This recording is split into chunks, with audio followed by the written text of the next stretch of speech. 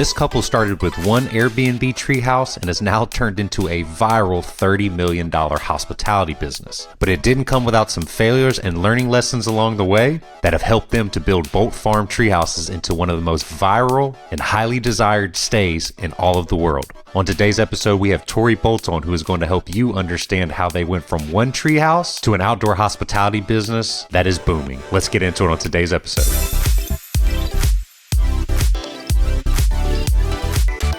Running short-term rentals is constant work. Guest in, guest out, and you're still expected to be your own bookkeeper? I had multiple listings going and no real way to manage the money that was coming in. Between flipping beds and trying to match receipts from a payment a month ago, I couldn't even know if I was making real money. That's when I found Baselane. It's the official banking platform of BiggerPockets, and it handles all of the tracking and reporting I used to do manually. Now I can see real-time financial reports for each listing and know if there's a problem that's arising. For example, last month I had a 300% spike in my electric at one of my properties, and I realized that I needed to do something. I quickly set up a smart thermostat inside of it, and my electricity bill was cut almost in half. Thanks to things like Baselane, I avoided losing my profits and actually getting them back in my pocket. Start protecting your profits today by signing up at baselane.com/BP, and you'll get your $100 bonus right when you sign up. Hey everyone, welcome back to another episode of Bigger Stays. My name is Garrett Brown. I'm the resident BiggerPockets short-term rental expert. And today we are very lucky to have another expert in the field on, Tori Bolt from Bolt Farm Treehouse. Welcome to the show. Yeah, I'm pumped to be here. It's going to be a good convo.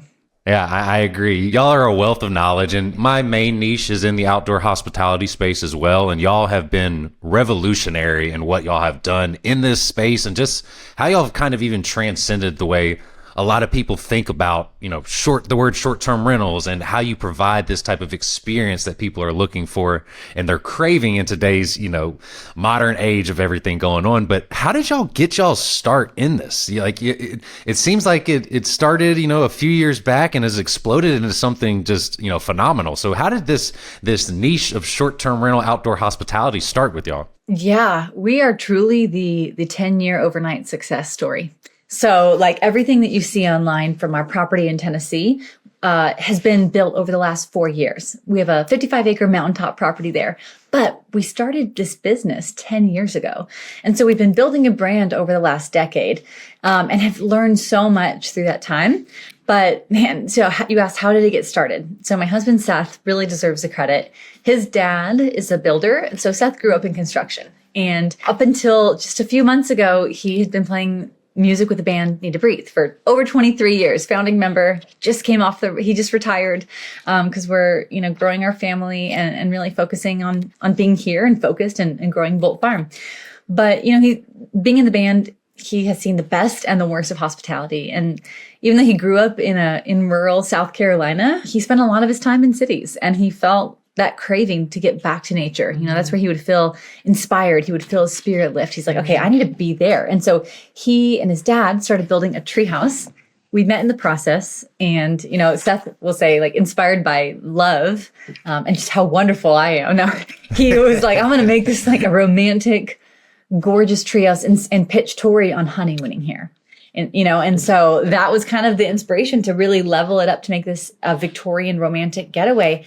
So we did. We had our wedding and our honeymoon there, and it was absolutely magical. I was working in news at the time, and he's pursuing music, and there was no grand plan to make this a huge thing. But we personally just experienced the power of an intentional environment. And, we're newlyweds thinking about our whole life and our future children and the environment we want to raise them and what life would look like. And everything was pointing to this and making this available to more people. And so soon after our honeymoon, I quit my job, we sold our house, and we went all in on this and haven't looked back. That is definitely the definition of a 10-year overnight success right there. So it's amazing every time I hear stories like that, because it just like, I try to tell people sometimes that you really need to trust your instinct, trust your gut, and don't get so caught into, everybody gets so caught into analysis paralysis. And there's obviously a lot of good things about, having some good data points and knowing a little bit what you're getting into. But how did it start to become, when did you realize that it was going to be like, okay, this is actually going to be something really big? What was like was there a pivotal moment that y'all remember? Like, we really need to like expand this into something that it has become today? Was there a pivotal moment in that journey for you? Yeah, there was. So I'll kind of answer this in two parts to give you the context, if that's all right. So, as he was thinking about even starting and doing this idea, building the first treehouse, Seth was watching a few things happening. It was 2013 at the time, and Instagram was really taking off to new heights. So was Airbnb. And Treehouse Masters was one of the biggest shows on TV at the time. So now treehouses are popularized, but they're being built for private people. They couldn't just book it publicly. Airbnb is now a platform where people can book stays, and Instagram is how you can market it. And so Seth already had a bit of a platform, and he's like, "Ooh, I can use these things all together." And so he kind of saw that. It took him 2 years to convince his parents to actually go in on it and build it. So that's the gap from 2013 to 2015. But he saw that, and then it really happened. And you asked about the moment for us. I think it's when we put it on Airbnb, and pretty much like this had a 6-month waiting list and incredible news outlets and PR features coming to us. We didn't have to even seek them out. And this was at the time where BuzzFeed was huge, and BuzzFeed reached out. They're like, "We're doing an article, top Airbnb in each state." And they picked our little treehouse. And so that was huge. At that moment, I'm like, okay, I think we're onto something. And soon after that happened, Brian Chesky reached out, invited us to headquarters. We're like, what are these guys doing? So it was wild. And I think we'll probably get into, some other aspects here. But for those who are listening, yes, we experienced some pretty quick and easy success, right? However, I love that, in your conversation with Heather recently, she was talking about this too, good things take time and work and sacrifice. And after that success, we hugely failed. Our second development was a huge disaster. We went through the fire and had to literally, put everything on the line and start over. And so I'm not trying to be doom and gloom here because I'm a very positive person, but if it's all just, sunshine and rainbows, challenges are coming.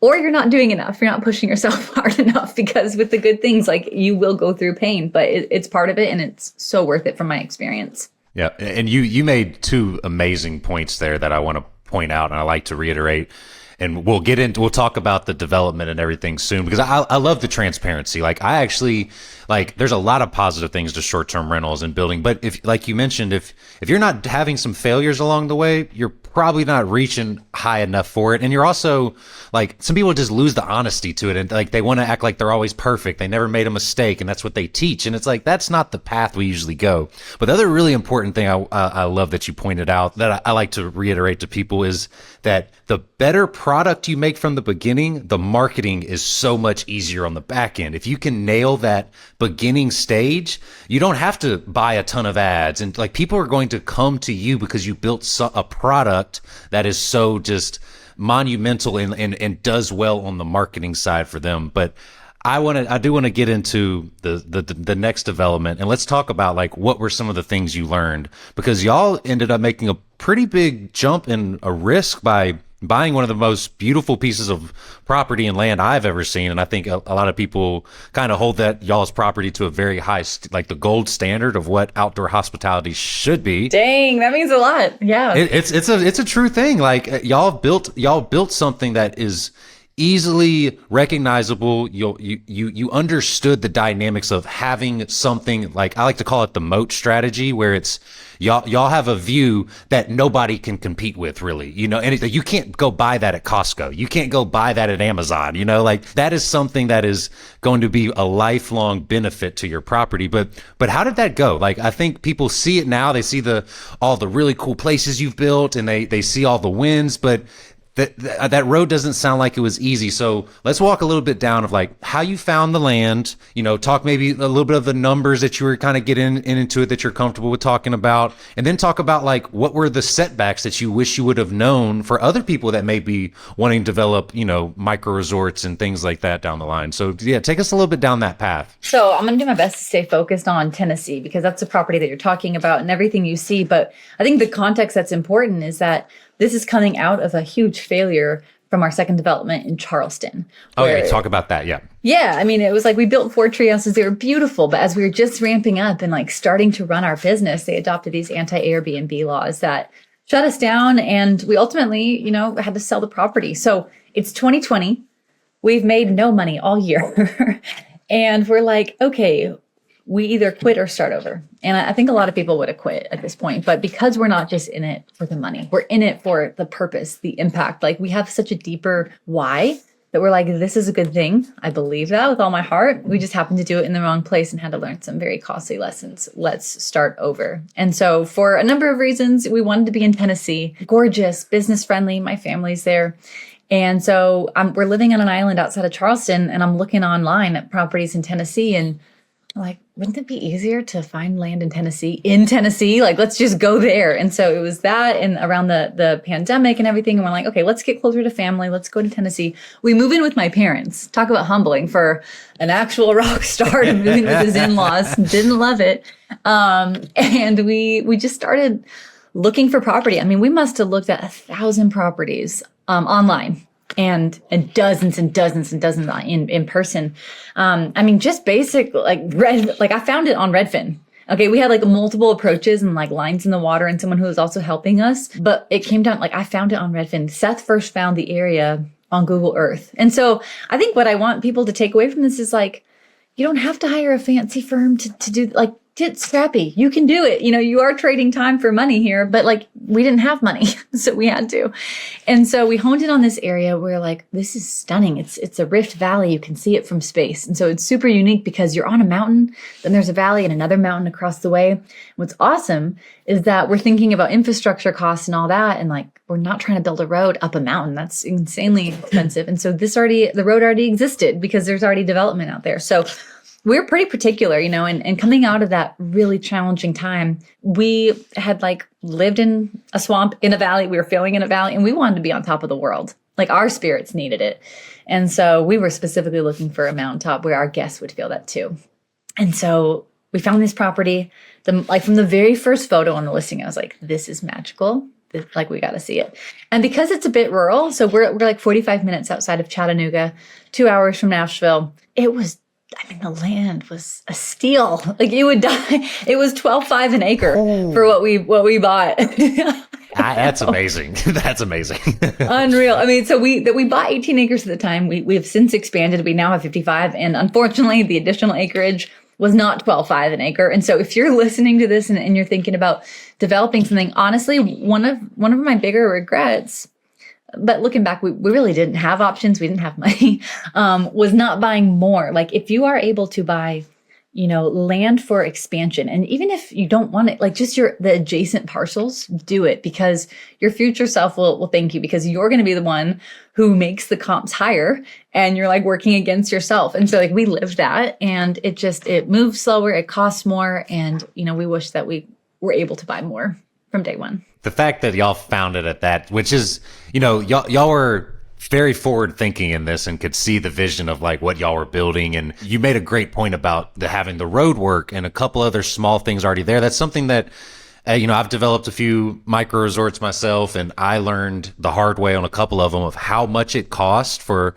utilities and road and all these things that people think they can buy a piece of raw land in the middle of nowhere and it is very cheap and they're gonna be able to turn it into something, but they don't realize like what they actually need to develop that into something. And those critical infrastructure things are so critical in making sure you have like, you don't blow through all your funds just to get a road worked up to there and you never have anything to even develop it. What was y'all's plan when y'all got the land? Did you know that tourists were going to come to that area, or you just knew what y'all were going to build was going to elicit that emotion from people to just drive out there to it? Did y'all have any like tourism numbers, or did y'all just know that y'all were going to be able to build something so beautiful for it? It was a little bit of both. I mean, it definitely was betting on ourselves and knowing our ability to create a destination through the unforgettable experiences that we know how to do. Like the very first Treehouse was in Walhalla, South Carolina. Not a big town, not a lot of tourism. Like we were the destination. So we had already proved that to be true. And our audience was a fraction of the size it is now, but we still had, somewhat of an audience.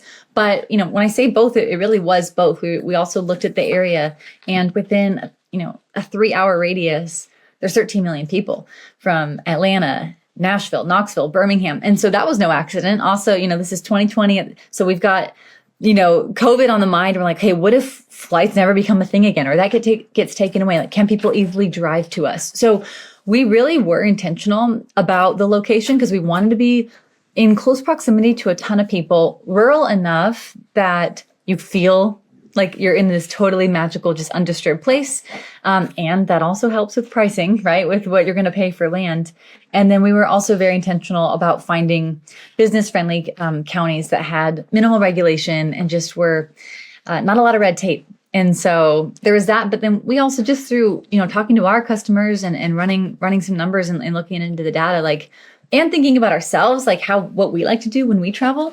I feel like that's always a great litmus test. We did not want to be more than an hour from an airport because that's obnoxious. There are some beautiful places where you fly in and you have to drive 3 hours but it's more friction. And so we're like, okay, so after looking at this Venn diagram, you're eliminating a lot of things and you're like, okay, well, what's left? And honestly, there were some times because it took months to find this property that I was trying to talk Seth into settling. And he's like, no, we only get to buy this once. We cannot settle. And that's my advice to someone too. If you're feeling anxious to get the next, the ball rolling, don't settle because your property, you said it too, Garrett, the moat, that's so much of who you are. Everything you've said is exactly what I hope people understand when they're building these type of destinations, that if you're within proximity, and even when you talk about there's some amazing places that have been built and they may be 3 or 4 hours away from an airport, it's very hard to get return customers coming there and build that brand to where if you're an hour and a half from a major city, you will be able to get people to continuously come back and they'll, and you never know. Your place, Cameron Ranch, it's an hour from Houston, right? And it's a whole nother world away. Yeah. Yep. That's exactly the same thing we wanted to do. We knew we wanted to be nearby, but people all the time, we give people we have other locations now and we'll talk about them and they're like, yeah, no, I only want 45 minutes away, and that's just what their mind frame is. We tell them, oh, this one's 2 hours away. It's open. They're like, I'm not doing that, and it makes sense, so we've taken that as a good data point going forward for everything we've built. What were y'all's plans when y'all first started? Did y'all know y'all were going to expand as much as y'all were? Did y'all have did y'all start with we're just going to get one down and figure it out? How did y'all fund all of this to start with? Because we all know it's a little difficult finding funding when you just have a pie in the sky and you're just like, oh, I'm gonna build this, and people are like, well, I'm not giving you money for that until you're showing me you're gonna make money. So how did that kind of come together?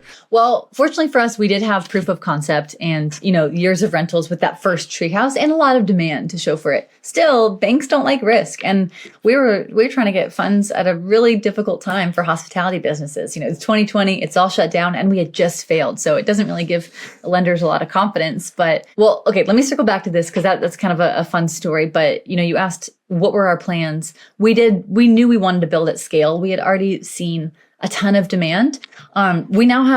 Today we have 29 rentals. We'll have 5 more by the end of the year. And I don't think that we went into it thinking that number in mind. We started with 10 in Tennessee, and that felt really big. And we didn't know. We're always hey, let's build in phases and let the demand speak to the rate of growth. So we started with 10, which was a pretty big swing, because we had done 1 and then 4 and then 10. And honestly, the domes was a bit of a pivot. That first phase, we did 8 domes and 2 tree houses. And up until that point, all we had built before were tree houses. But the problem was the land that we found, while the view was incredible and everything about it was perfect, the majority of the property didn't have trees. There was a beetle infestation years ago. And so we're like, well, you can't really build tree houses without trees. And Seth had already been kind of eyeing domes and researching them. We're like, you know what? Let's try that here. This just makes sense, So anyway, so that's kind of, we did go into it with a big bet on ourselves. But in terms of getting funding, so we were seeking out an SBA loan. And, it was just such a long, grueling process. If anyone's gone through it, they want, your every bit of information about you, down to they want your firstborn child. They want to know what your favorite cereal was in first grade. They want to know everything. It was a full-time job, and it was just taking so long. And so it was going to be an SBA loan with a local bank was a partner in that. And things were moving really slow. The previous landowner was so kind. He's like, I know this is going to work out. This is y'all's property. So you can stay out here and camp out here, whatever, and dream and plan and, until it's official. No big deal. So we were doing that. We were living in a tent on the property. We'd show up with an iPhone every day talking about our dream. We ended up paying $500 for renderings and created a little Shopify website because Black Friday was approaching. and we had made no money all year. And Seth's like, if we want our business to survive, because we hadn't sold the property in Charleston yet, it took a really long time. He's like, we need to generate some serious income, and this will give the bankers confidence. And so we did. And it went extremely well. And I don't recommend doing that. Like, don't sell something that, you haven't built yet. We didn't even own the property yet, but we were backed into a corner. We had to sell our way out of trouble. And we sold $1 million of reservations between Black Friday and Christmas. I've heard a ton of campaign starters, but that's amazing. That is amazing. It was wild. And I still remember the banker called Seth. He's like, hey, I'm seeing a lot of money coming into y'all's account, and I know you don't own the land. Like, y'all good? Are we doing anything illegal here? Like, what's going on? We're like, Sid, we're doing everything we told you. We're going to build this thing. People want this. And so that big move actually gave that local bank confidence to push out the SBA and just do I'm the sure whole it line. did. Yeah, they were like, let's go. So we have 100% equity to date, and we've done everything with local and regional banks. It's pretty incredible. That's amazing. And that shows the power of, understanding your product, taking a few chances and trying a few things, and then showing that there is a demand for that. Because you can find the money when you're able to prove the concept. And you already had a little bit of skin in that with your other Treehouse, but that's a great example of just taking it into your own hands and not letting some red tape. And I just hear so much about how funding is holding everyone back. And there's a lot of creative ways you can figure it out. And I get that is a tough thing in the outdoor hospitality area. But now that you have the proof of concept and y'all have been crushing it, y'all have an amazing social media presence. And, I'm sure. So I want to walk down about valuations really quickly too, while we're kind of on the topic of funding, because I've known that y'all have been, and I think, and correct me if I'm wrong, I'm not gonna butcher the number, but I think even recently I read an article that y'all just had a brand new evaluation come to y'all's property over everything y'all have built. And this is one of the reasons why I am so bullish on commercial real estate, and why Bigger Pockets has always been known as the buy and hold and the fix and flips, and I love all of that. It's amazing. But commercial real estate, in my opinion, is where some real generational wealth can be built, because they value a lot of things on how much income the property actually makes, and also in conjunction with the value of the assets and the property that you have. So how is the ability to, y'all have increased, added more units over time and increased y'all's net operating income over time? How has that led in, changes in y'all's valuation as it's grown, or been able to do more things as y'all are kind of, going further along this commercial real estate path? It's massive. So, we bought the first 18 acres at 12.5. So less than a $250,000 investment. It was $237 to get specific. And earlier this year, that evaluation for everything we have now in Bolt Farm, Tennessee, is over $32 million. That is crazy in less than 4 years, and that, just to your point, that is when you create value. I mean, that is what is possible. We don't have, outside investors or crazy corporation behind us. This is a small family business that we are part of. We breathe it every day. And that was possible. And what's cool is even recently, I think it was either our last phase of construction, or I think actually 2 phases ago, things were it was slow moving, right? There's so many things that you have to get done in that process. And we couldn't keep up with demand. We're like, we've got to keep building. And so we were able, because it's a healthy business, we were able to fund the build, or float the funds with our profits until, to close the gap until the construction loan went through. So what's kind of wild is, because we did that and we got a jump start, again, betting on ourselves, it was a risk. But within 1 week of the loan closing, we had guests in the tree houses, heads and beds. Yeah. So it's it does give you the ability to move fast when you need to. What are some of the best, I want to speak to the short-term rental hosts that are watching this right now, because a lot of people, they'll have, they have a couple properties, or they're looking around at, everything's oversaturated, and, I can't find a good deal anywhere, and everything like that. How have y'all been able to, besides having amazing, unique structures and views, which that's why you have to buy smart from the beginning, which y'all did, But what's another, like, what are some ways y'all have created so much demand? Like social media? Is it, newsletter marketing? Like, well, what have been kind of like some secret sauce that maybe somebody else watching this could go, I need to probably put a little more effort into that type of, marketing funnel to bring some demand to my properties? It's a whole slew of things. And I'm excited to geek out into marketing because that's my world. Like that's where I really lean in. But I do it would be amiss if I didn't bring it back to what you said earlier, which is about build a great product. Like you can't just be on the sidelines and be like, oh, that looks beautiful and easy. I want in on that. I'm going to throw some thing together and hope it all works. Like good luck. We have 1 in 4 of our guests book their next stay before they even leave property. And that's huge. That's great. How do y'all do that? Do y'all send out, I'd love to hear the secret sauce on that. I didn't mean to cut you off, but hit me with it. No, I promise I will. But why do they do that? It's because it's good. You know what I mean? If it was a crappy experience. And so don't make shortcuts because it's expensive to get customers. It is a saturated industry. And so if you have a great product, you get your customers coming back and sharing the word. So to answer your question, the rebooking offer, we do it in a few ways. We have incredible robes that are inside the rooms. And part of the rebooking offer is they get to take a robe home, like when they decide to rebook. And so there's a little robe tag that's just a little wink like, hey, love this, whatever. And then there's a message during the guest comms journey. But the most impactful thing is actually live in person at happy hour. So we host happy hour 3 days a week, 3 times a week so that we can touch every guest. Basically, they have the option to go. And we have live music and drinks and charcuterie. It's a party. And our team will, share the Bolt Farm story. They make it fun. They do like a giveaway for people in the room, and then they, share the rebooking offer. And pretty consistently, 40 to 50% of the people in the room are jumping on it. And we're not even discounting. Like they're getting these value adds and freebies, which is cool. And we really did a good job, I think, listening to their pain points of, okay, let's eliminate the friction of scheduling or a big down payment right away. And it's worked really well. So, all that to say, how do you stand out? Yes, have a great product, but yes, marketing is equally critical because you could build the most incredible thing, but if no one knows about it or they don't know you exist, no one's going to come and it doesn't matter. And I just see people shying away from it, but you really need to lean in. We're all aware of creators. There's creators and there's media companies, and then there's hotel operators and short-term rental business owners and all that, right? And we kind of identify as two different things. But I think the people who win are going to be the people in the middle, of that Venn diagram, who do both, who identify as a media company.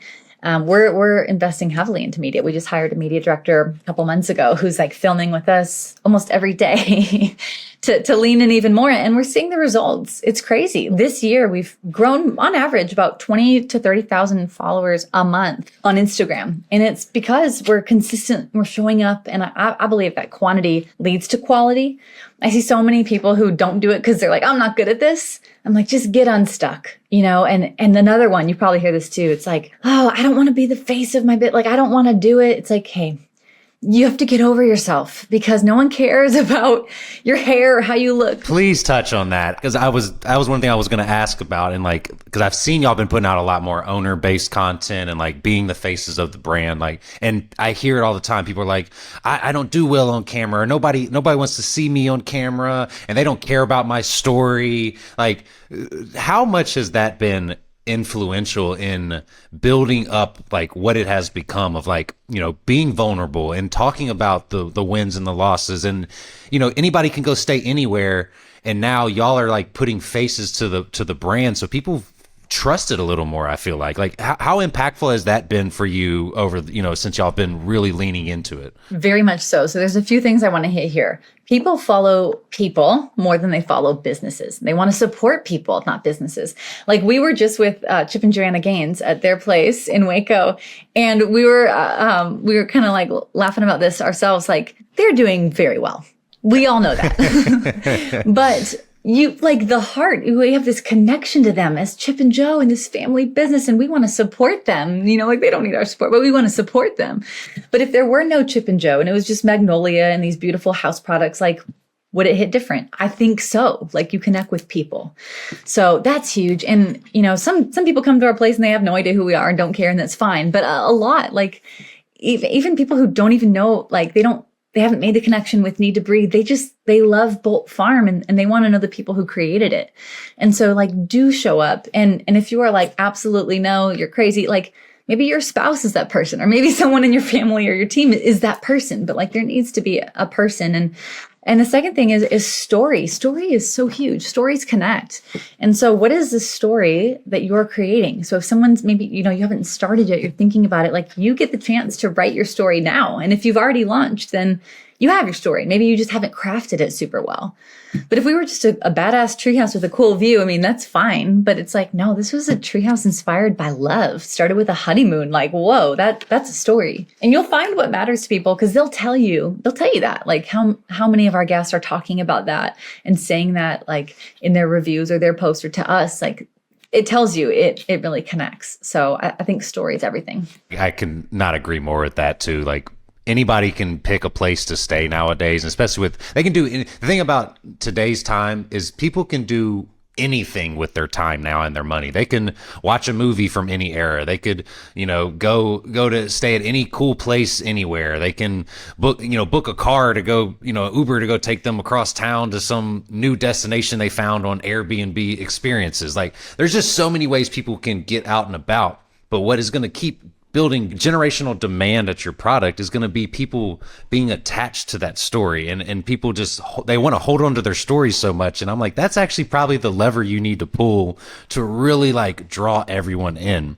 As y'all like really have developed everything, and it's has expanded as much as it has, and we'll definitely have to have you come back at some point and do like we'll just geek out over marketing, because everybody in the because I'm sure both of us could go on for hours. I know you could too, and everybody in the comments is going to want us to. So if you wanted a part 2 with Tori to come back and do a masterclass on marketing, let us know in the comments. We will definitely make it happen. But I want to talk about something that's a little like near and dear to me as well too, is tiny houses and developing and prefab houses versus building, stick built. Like, what are some things that y'all have kind of learned through that process of like, what do y'all think about prefabs versus, building out the domes or building something tiny? Like, where's the pros and cons there?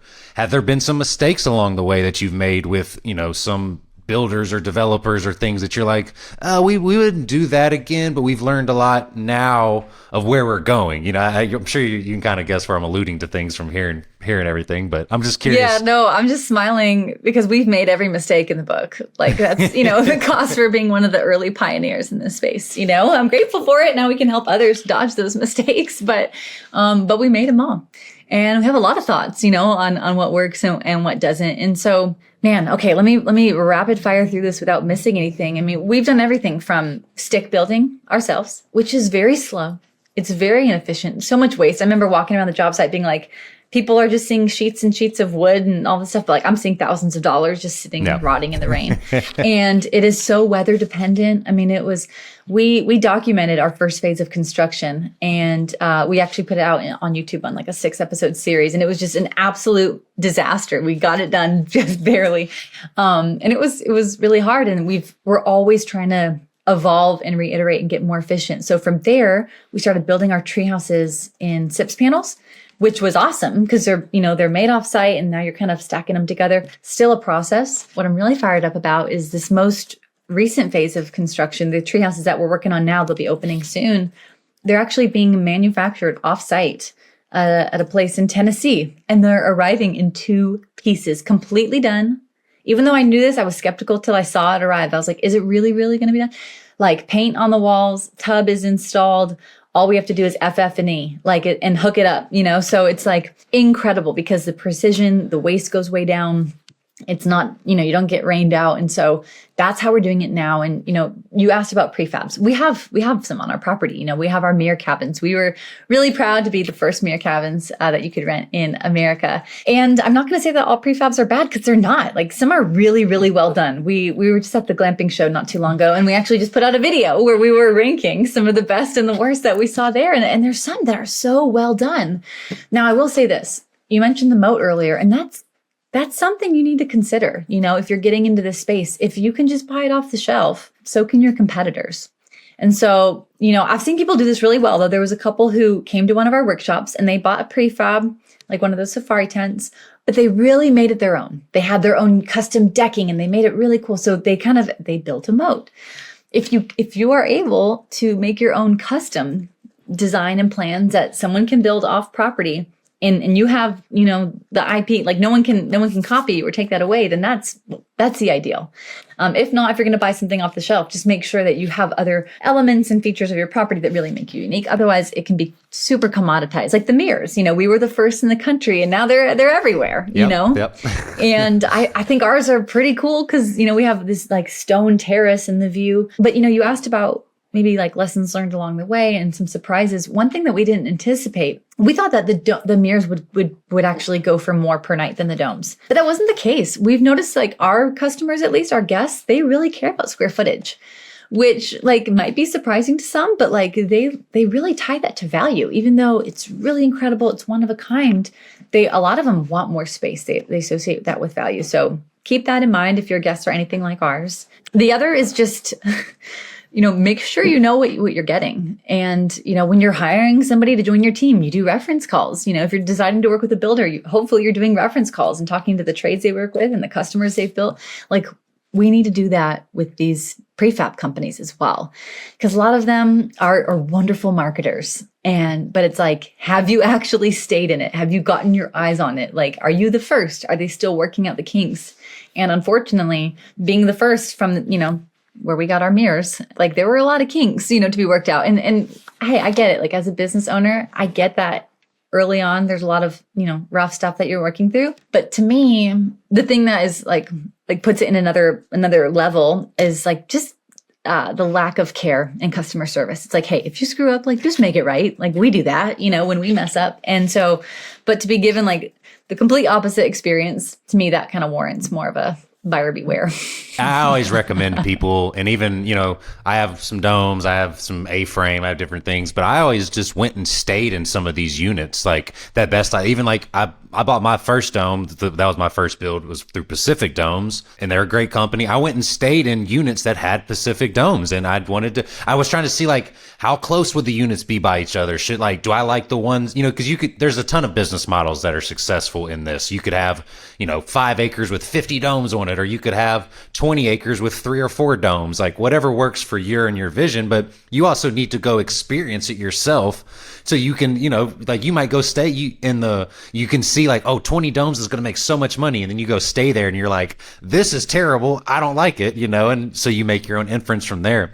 I want to rapid fire on a couple of these things real quick, because you just have so much experience in this as we start to kind of wrap things up. On ROI, what number count when you're building a new place? What is the guest count that y'all think is the sweet spot? Is it something that can sleep 2? Is it something that could sleep, 6, 4? Is there any like ideal guest count that y'all are usually thinking about when y'all are building a new place, or it just kind of depends? All I can do is speak from my experience, right? I'm not going to say this is the only way to be successful, but for us, we are an adults only place. And so everything we do is centered around couples. Back to our why, back to our story.